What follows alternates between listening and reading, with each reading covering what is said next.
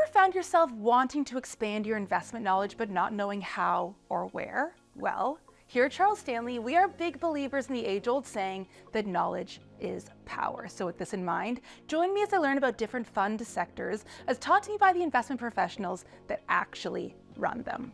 For inspiration, our direct investment service preferred list can be a great place to start. Compiled by our experts here at Charles Stanley and designed to provide a helpful short list of fund options to choose from for those making new investments. But we want to take this one step further. So each month, we're going to be learning about different fund sectors, giving you the educational tools that you need to make informed investment decisions.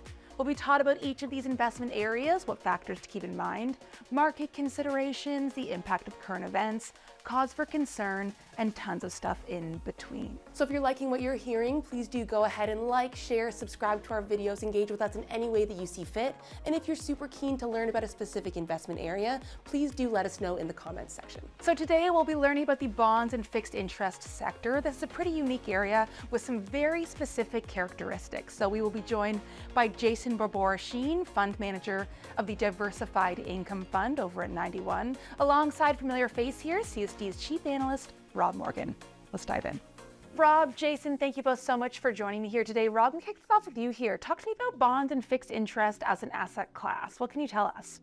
Yeah, it's a really important asset class for investors to consider. And when you're a bondholder, what effectively you're doing is lending to a company or an institution, including a government, say.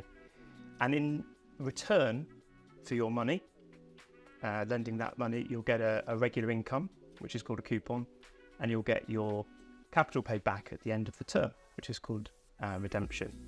So what you're interested in as a bondholder is that company remaining creditworthy and stable throughout the term that you hold it, which is a bit different to an equity or a shareholder because they're interested in profits, profitability, where earnings are going. Whereas a bondholder, yeah, that matters, but it's not as pivotal as it is with equities. And that gives the fixed interest asset class a completely different set of characteristics to equities. And that means diversification from equities. So a really important component can be potentially more stabilizing in portfolios. So Jason, where are you seeing the best opportunities right now? I think the opportunities are now significant. That's because yields have risen significantly. And yields are inversely related to prices, and so prices on bonds are much lower than they have been, and so your coupon is potentially higher than it has been too. That, I think, is a really interesting starting point for an asset class which can often, at its heart, behave in quite a defensive fashion. The issue, I think, though, for investors is that the risks have been very present over the last 10 years, whereby bonds have behaved in an inconsistent fashion. Firstly, because of, I think, their correlation or relationship with other asset classes having increased. And then secondly, because actually within the fixed income asset class, there's a huge spectrum of behaviors. So if you take that example of a lending to a company, a corporate bond, and compare it to lending to a country or a government bond, those two assets actually behave very, very differently, even though you would think to look at them, they should be very similar. So the interesting thing about bonds is that they appear remarkably complicated at the outset. And I think what you need to do is chip away a little bit at the terminology used. You get concepts of duration, modified duration, yield to maturity, yield etc. I'm like, oh God, yeah. And actually what it comes back down to is you're effectively starting with cash and you're then adding some risk to it. You are either lending for a longer period or you're lending to a less reliable business or indeed country, in the case perhaps of some areas where the country is less stable than others.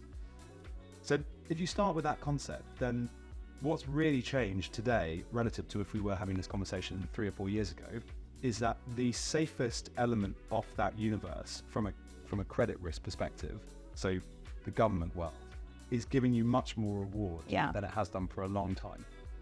The issue is if we are beset by inflation again, then you ultimately are going to be prone to a lot of risk to the capital you put in, even though eventually you're going to get back that capital because you are lending to a government. And that, I think, is what's very interesting about government bonds. You can, at the outset, say what your time horizon will be and how much you will get back for that. And you can then work out whether that works for you.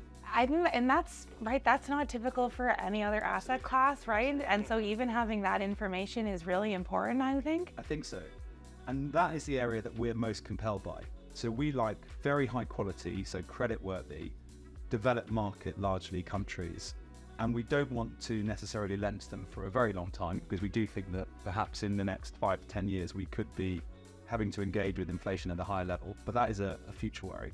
But in the shorter run, the things actually that benefit those high quality government bonds, so there being a slightly lower inflation trajectory at the moment, growth generally economically doesn't appear to be too effusive right now. So we think probably that interest rates aren't going to go up much further and actually may come down. Yeah. That will benefit those sorts of countries. So we quite like government bonds of the United States of America, New Zealand, Australia, for example. Actually, these are all very highly rated countries. And you can get a very decent yield from those. You can get a very healthy coupon from that. And in fact, if we then do see reductions in the interest rates of those countries, you might be able to add some capital appreciation on top of it. So that for us today is the most interesting area. In fact, the area we're most concerned by is lending to corporates. Interesting. That's because when you think about the yield on one of those, actually what you're taking is the government yield, and then you're adding a degree of compensation for the additional risk of lending to a business. That degree of compensation is actually very, very low.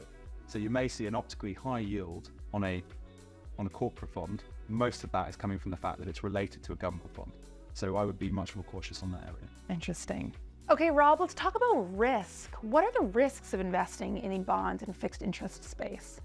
Yeah, so as Jason alluded to there, there's different levels of risk within the bond or fixed interest universe.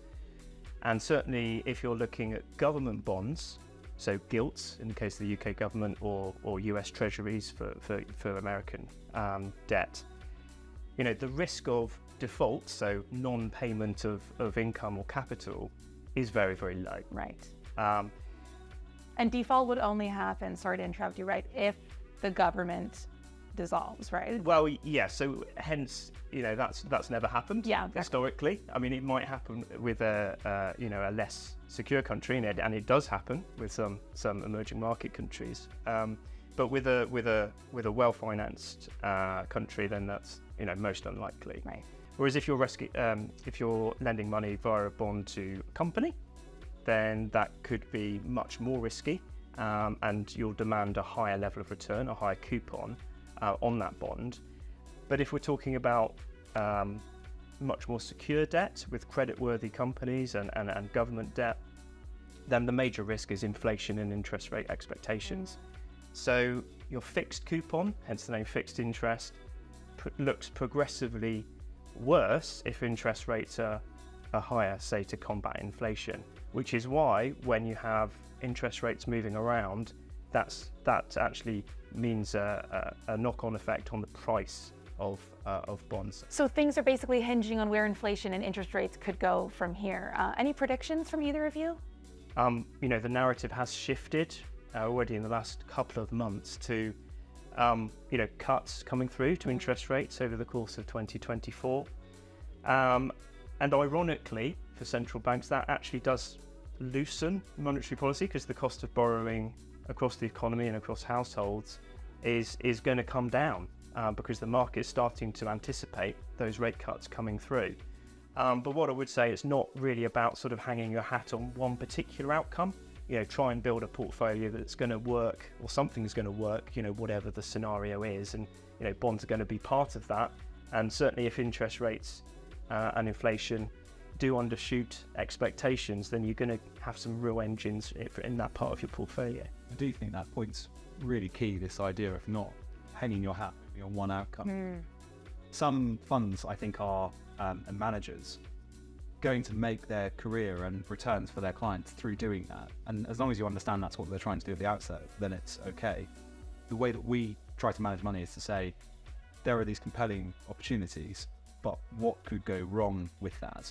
We're very concerned about not losing capital to clients. So it's not necessarily going to be the thing that goes and blows the lights out for you and makes you, 100% in a year. But it's much more about sitting closer to that idea of you've taken a risk away from cash, and how do you get rewarded for it, but how do you minimize the potential losses as well. Fascinating stuff. Well, Jason, Rob, thank you both so much for joining me here today. And thank you to all of you for watching.